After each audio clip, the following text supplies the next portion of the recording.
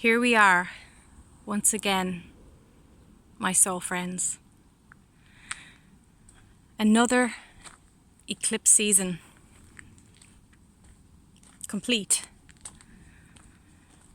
Whew. It is a beautiful August summer day. I'm just coming from my job. I am a counsellor and life coach holistically working with people in recovery from addiction and substance abuse. I'm teaching meditation, mindfulness, self-awareness, all that lovely stuff. And it's been probably been one of the most profound work experiences I've had. And I've had many amazing, deep, beautiful, spiritual, poetic work experience, jobs, careers, if you will. But there's something particularly special about the people I'm working with at the moment. And I feel like I'm teaching and giving a lot, but I'm also learning and receiving a lot. And my message for you today is about that balance. For us sensitives, us empaths, it's imperative we strike a balance between our receiving and our giving. Because as an empath, your giving nature is just off the charts. Like, your giving nature is what flows and comes naturally from you. But we must remember to receive. And as a psychic, intuitive, sensitive, what really strikes me is how people who are not so sensitive can really use and abuse our time and energy and try to absorb the high vibrations that are intrinsic in us, but in a very selfish way, and in a way that only feeds their ego's needs. And I've seen this in all the layers of my life, throughout my life, that there have been people who would see my empathic energy coming a mile away and decide that they'll use me. You know, don't be used as a high sensitive. Don't be used as the healer that you are. Don't let people abuse your energy. And don't let them take up too much of your time, because your time is your life. It's your life force. And I feel with the eclipses, patience was a massive theme for us.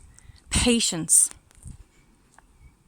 Being patient with ourselves, being patient with others, non-reactivity, but also not being patient when we shouldn't be. When somebody, oh, there's a butterfly. Can you see him?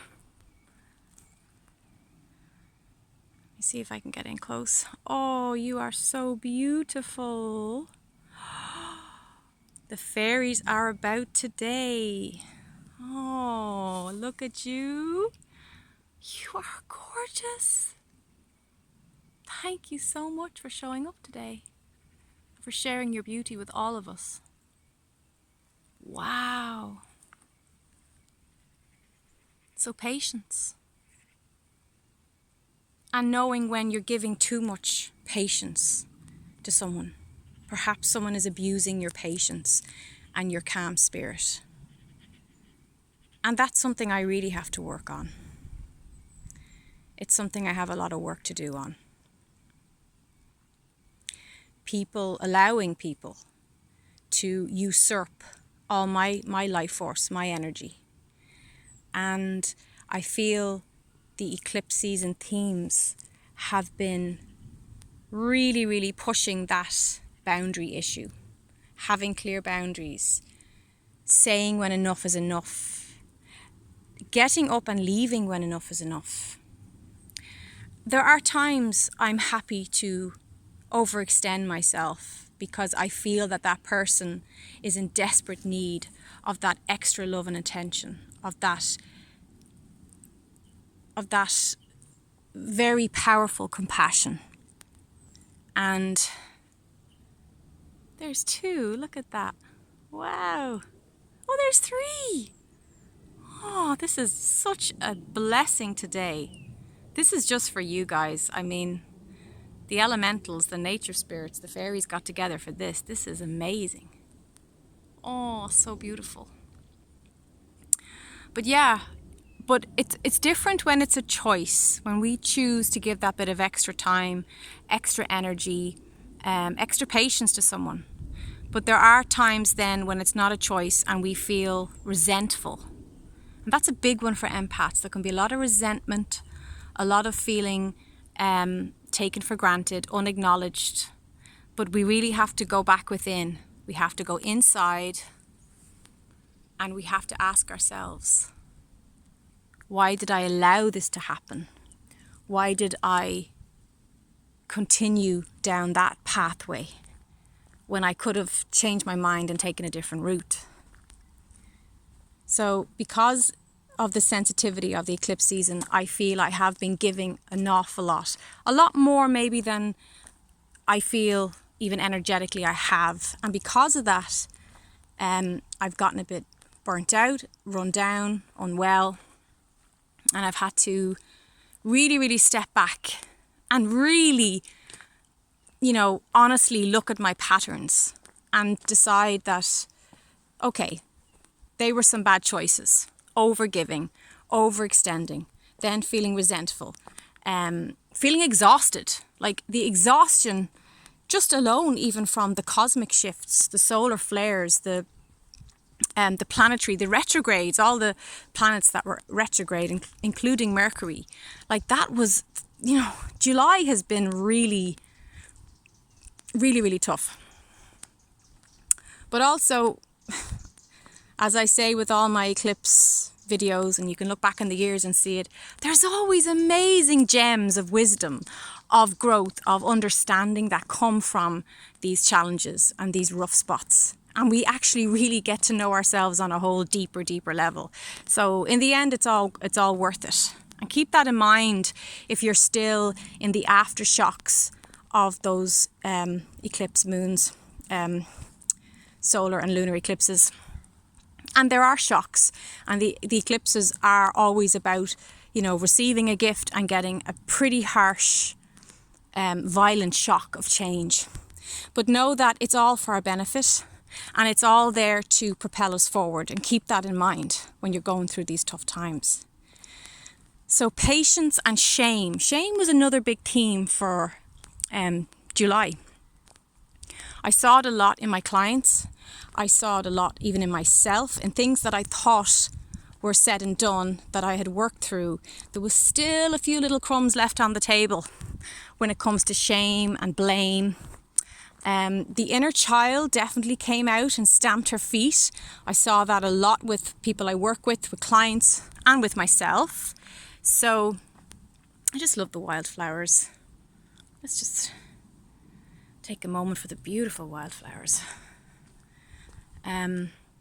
I really, really hope that you were able to work through those layers of shame and blame and realise that in the grand scale of things, it's all just part of the tapestry that is your life. And it's about getting to know yourself on a deeper level. And we need other people to challenge us and to reflect our patterns and to really push us to the limits so that we do go inside and do the internal work and to purge and clean and to clear out what is, what's dead inside, the dead wood, the dross that needs to go. And sometimes, we're literally in the midst. Hi. Sometimes we're literally in the midst of sitting with somebody who is abusing our energy. We can feel it. Our solar plexus, our guts never lie. And we know that, you know, this is toxic right now. This isn't a good experience. This person they think they've hoodwinked me, and I'm a willing participant. And I have to really look at this and set clear boundaries in place. Another theme was becoming the workhorse, having people use you as a workhorse in your job because you're agreeable, because you're likable, because you're naturally helpful and kind and giving. People can go, I will just pile on the work on there. Make sure you stand up for yourself. Do not become a workhorse, and make sure that you're clear with people about your boundaries and about what you're there to do with your job. It's also in family dynamics, the workhorse theme symbol. We can also see it in, like, domestically in the home. You're the one who's always doing all the cleaning. You're the one who's always pulling out the hoover. You're the one who's always having to deal with all the laundry. And of course with friends. Sometimes there are friendships that are way out of balance with that giving and receiving theme again. Perhaps you're the one who's always helping that friend. They're not so much available for you when you need them. So these are all themes that we've been exploring for the past month, 2 months, and we're pretty much at the latter end of that exploration. Some of you might be still kind of in the reels from it.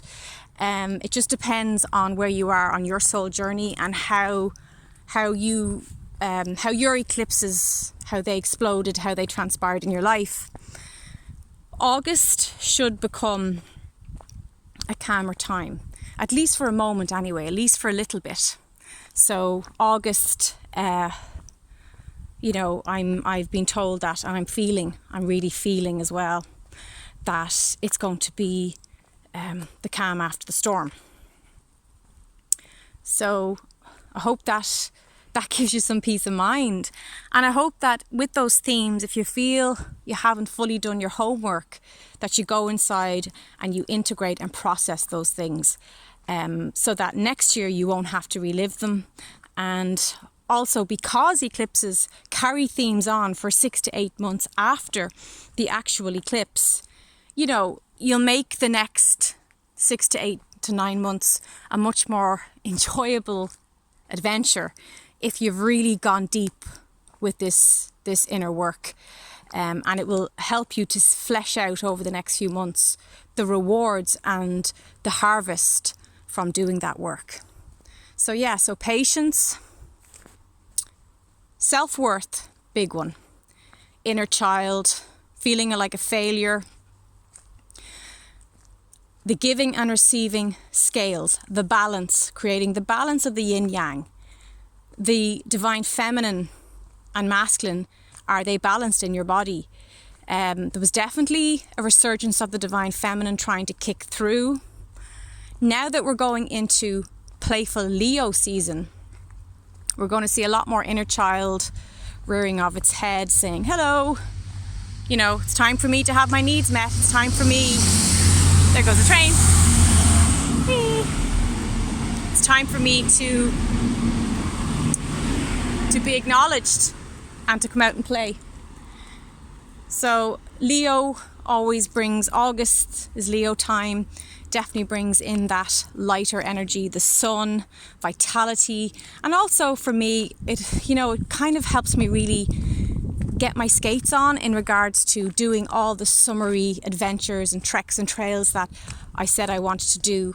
And I have been doing that. I spent the last few weekends going to sacred spaces, historical sites that are spiritually important. So I wish you well this beautiful August summer day. Namaste.